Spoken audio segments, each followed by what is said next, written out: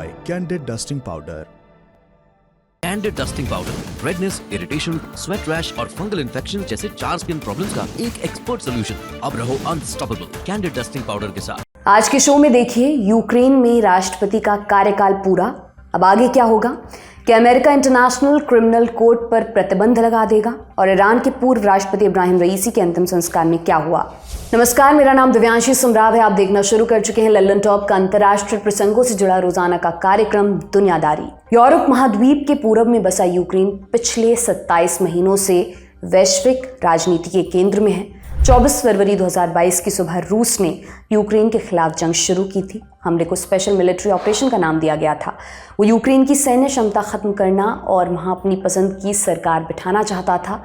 इस जंग को 27 महीने पूरे होने वाले हैं, लेकिन रूस अभी तक अपना मकसद पूरा नहीं कर पाया है। कई मोर्चों पर भीषण लड़ाई जारी है। हाल फिलहाल में निर्णायक नतीजे की ओर कोई उम्मीद नजर नहीं आती।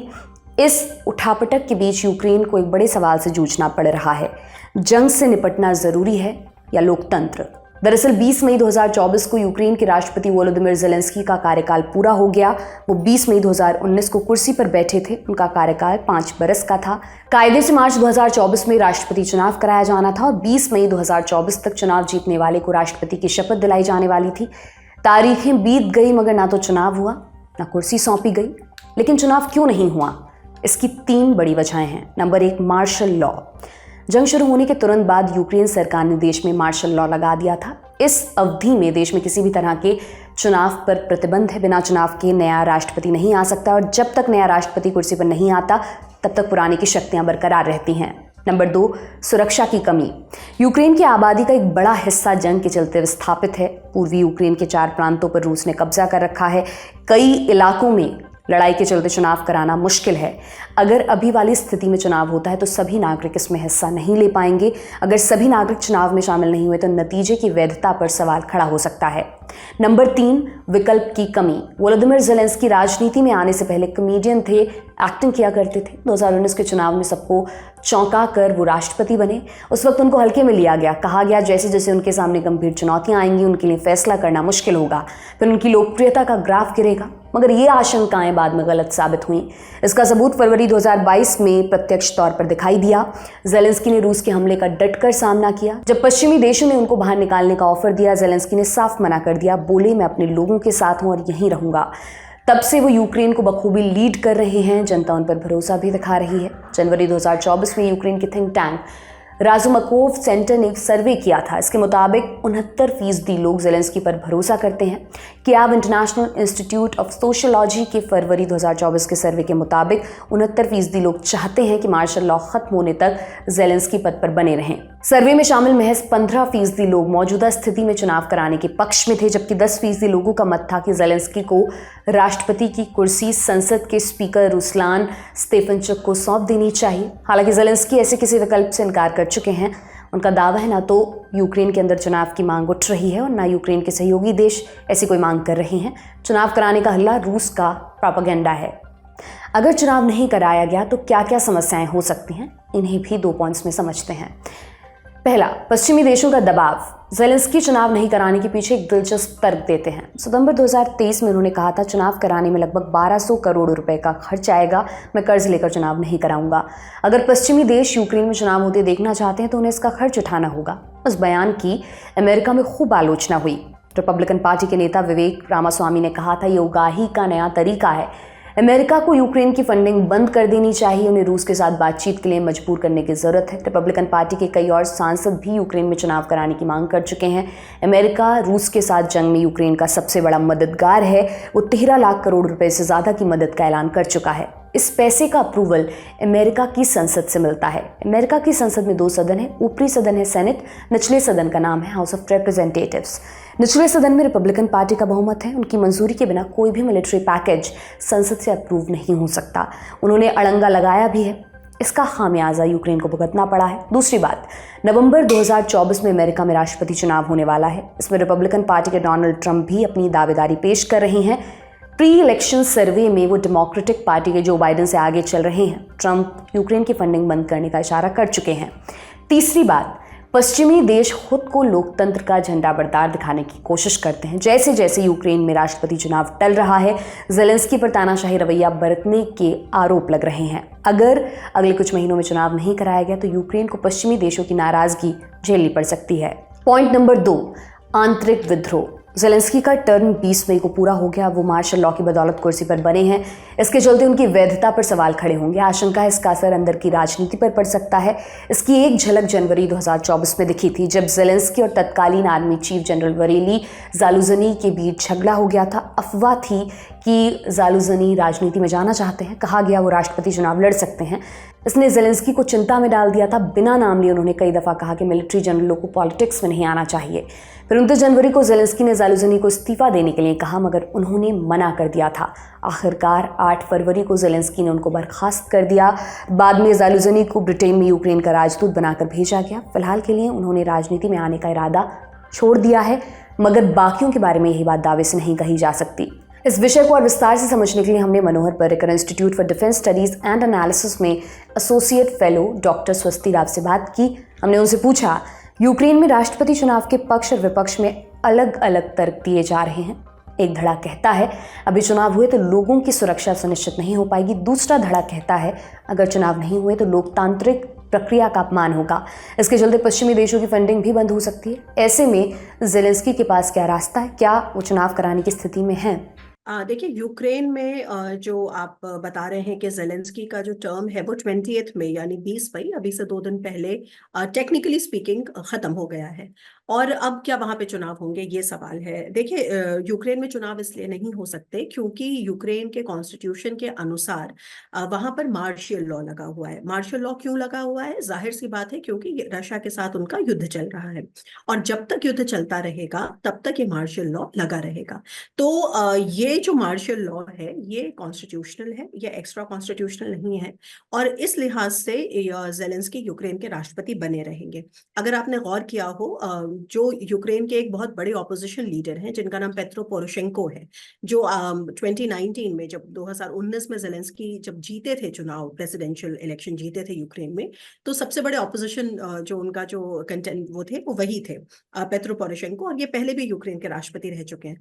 और अगर आपने बिल्कुल उनके भी जो बयान सुने हैं, उन्होंने भी साफ इस बात को कहा है कि इस समय तो ये संभव ही नहीं है कि इलेक्शन जैसी चीज यूक्रेन में करी जाए। और मार्शल लॉ तो एक इसका कॉन्स्टिट्यूशनल प्रावधान हो गया।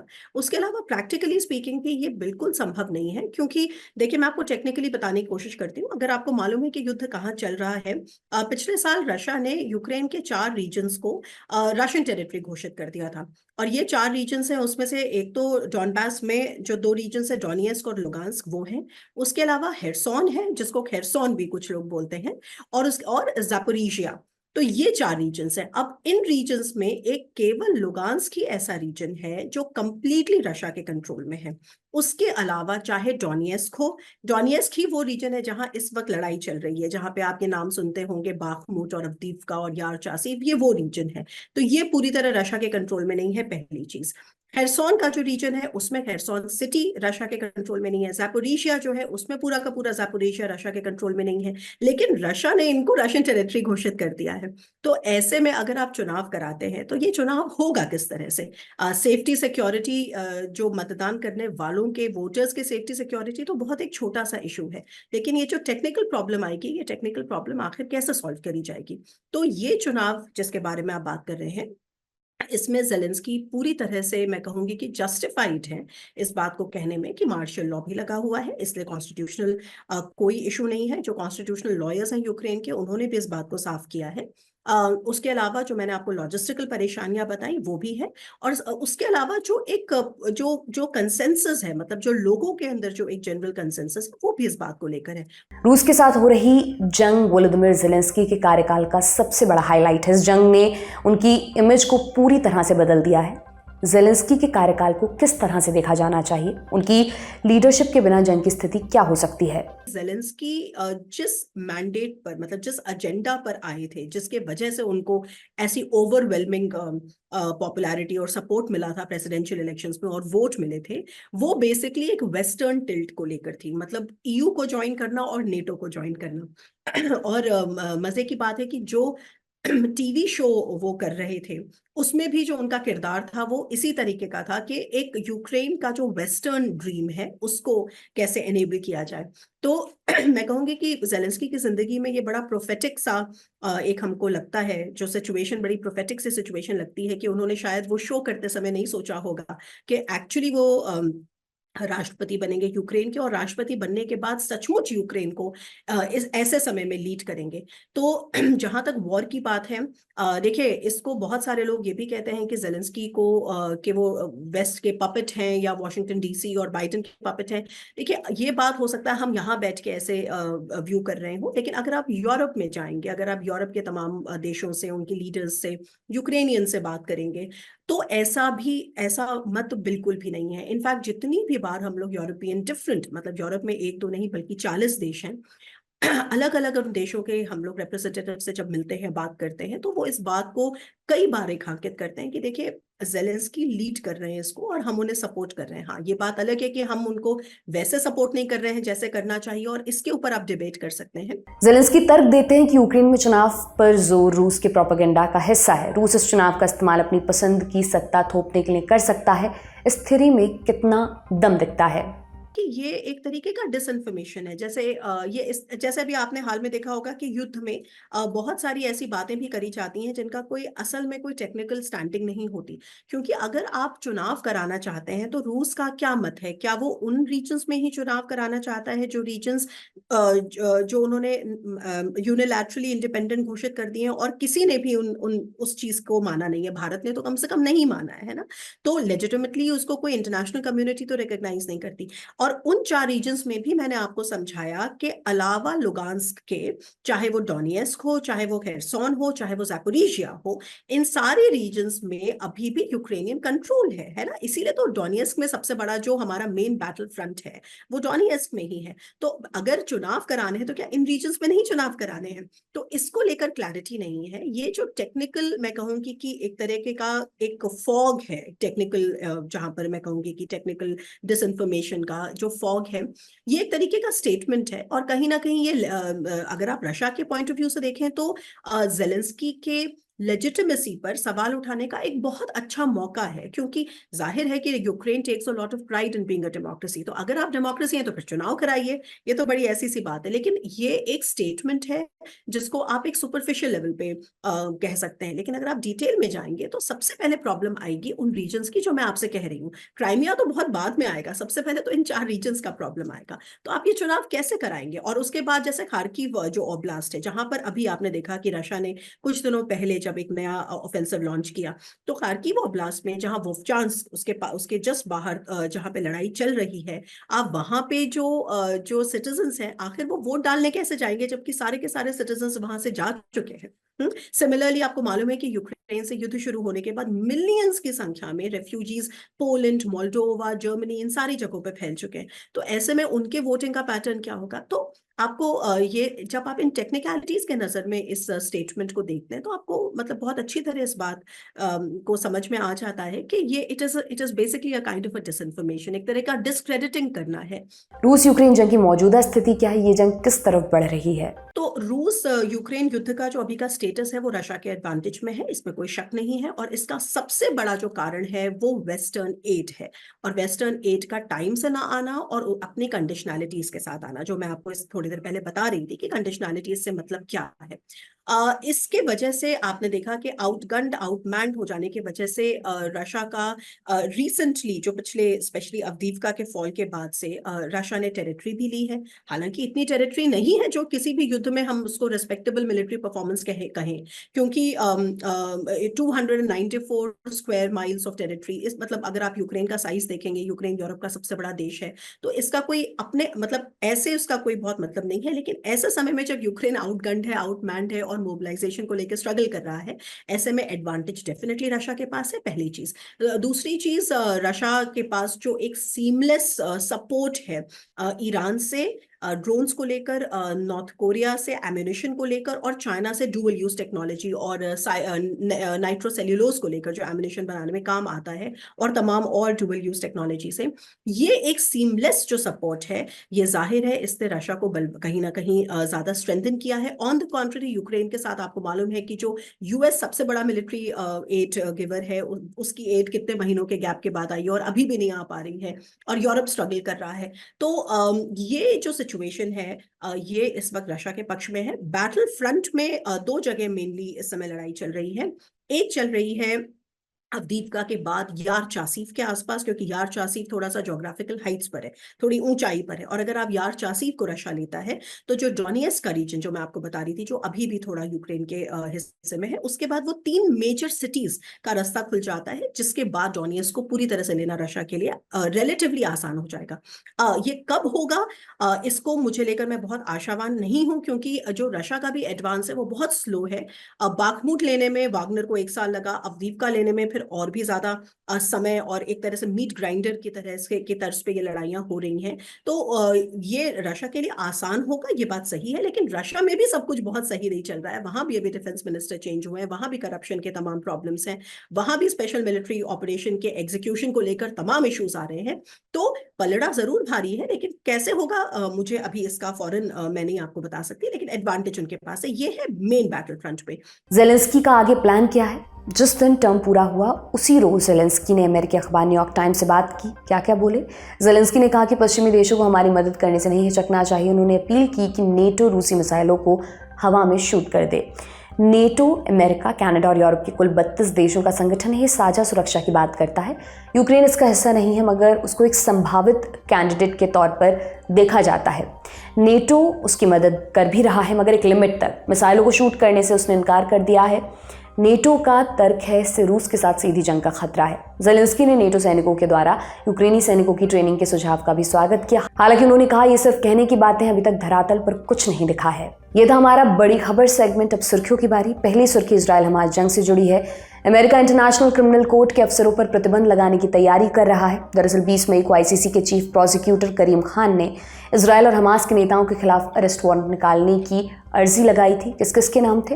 इजराइल से प्रधानमंत्री बेंजामिन नेतन्याहू और डिफेंस मिनिस्टर योआव गलांत, हमास से पॉलिटिकल ऑफिस का मुखिया इस्माइल हानिया, गाजा पट्टी में हमास का मुखिया याया सिनवार और हमास के मिलिट्री विंग का सरगना मोहम्मद दैफ। इजराइल और अमेरिका ने नेतन्याहू और गलांत के खिलाफ अरेस्ट वारंट के आवेदन की सख्त आलोचना की। नेतन्याहू ने कहा कि करीम खान मौजूदा समय के सबसे बड़े यहूदी विरोधी हैं।